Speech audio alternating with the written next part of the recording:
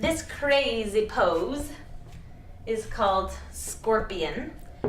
I haven't quite figured out how it looks like a scorpion. It's something to do with the feet. Ready, Freddie? Ready. Is that from a cartoon or something? It Ready? sounds like it. Ready, Freddie? I've heard that somewhere. I have no idea where.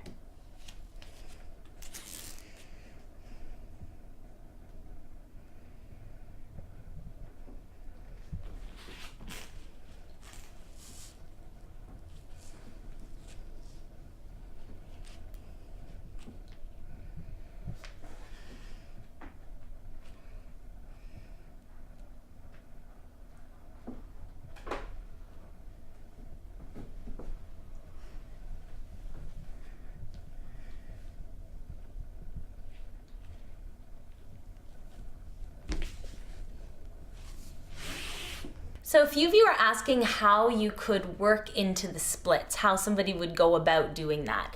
I'm going to show you a few different things.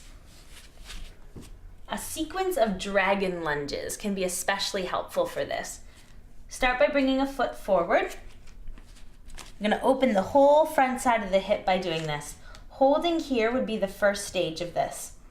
This might be all you can do right now. It might be really, really intense here in the front of your left hip.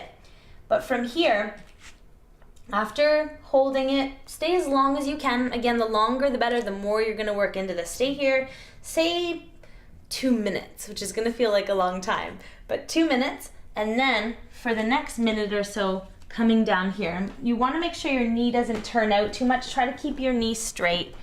Your hands would come to the floor. Now you may not be ready for this, but if you can, this is where you're gonna go. After you've been here for, I would say, another minute, bring your right foot so that you're on the outer part of the foot, and with your right hand, just gently push the right knee away from you, but just gently. So we're opening all different angles of the hip here. If you can, stay here for maybe another minute or so. Bring your knee back in. Next, you're going to just bring the right leg forward. Now use your hands here so that you're in control, and then stay here. Likely, the longer you stay here, the closer you'll start to get towards the floor. Maybe after a minute or so, you'll have dropped down maybe a couple of inches. So keep your hands here so it's not too intense, so that you're in control. If you need to, put something under the back leg knee. Often it's too much pressure between the knee and the floor, so you can put something there. Again, use your hands so that you're in control of how much opening is happening. You don't want to do too much too quickly. This does take time, it does take patience. If you want to be able to do the splits, do as much hip opening as you can. Lots and lots of hip opening, postures that are going to help to release the backs of the legs, and these things will all get you towards that place. Obviously, what we just did, you want to do it on the other side too. Make sure you're evening it out. It's very normal too for one side to be tighter than the other, so you'll probably notice those things. If one side is tighter for you, it might be a good idea to actually stay even longer on the side that's tighter, and then in time, balancing things out a little bit more. You were also asking about wide-legged splits. Instead of using your hands to come into it, just start on your bum and bring your hips forward.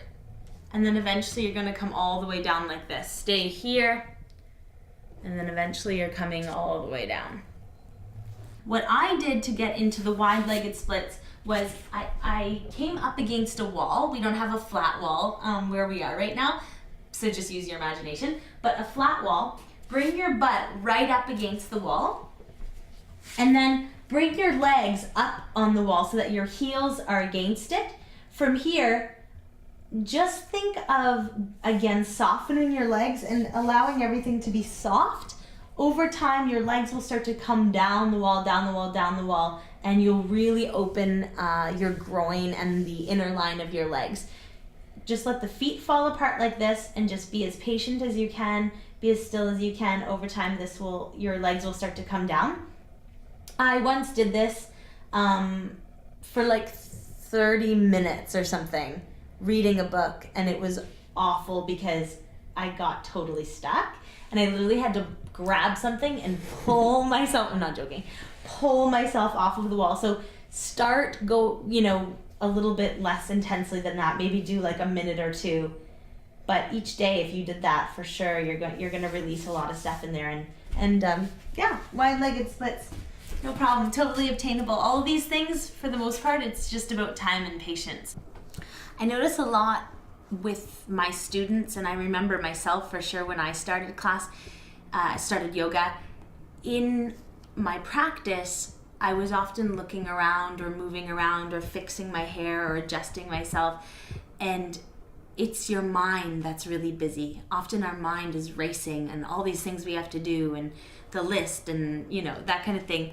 So learning to quiet the mind is a part of this. That's the meditation part that comes in. So even if we're not just lying still, we're still meditating, even doing movement, even throughout our day. Yoga is more about the journey inwards than it is what's happening physically. Get to know yourself in a better way, to learn to accept yourself, to learn to love yourself, those kinds of things, at least from a metaphysical or from a different perspective. The physical part, yes, that's part of it. The asana practice is part of it. But I also wanted just to mention to you the idea of yoga beyond that. There's a lot more to it. So when you're doing these postures, when you're practicing, when you're in your shavasana, start to really get in touch with what's going on with you. And that's really where you're going to win here.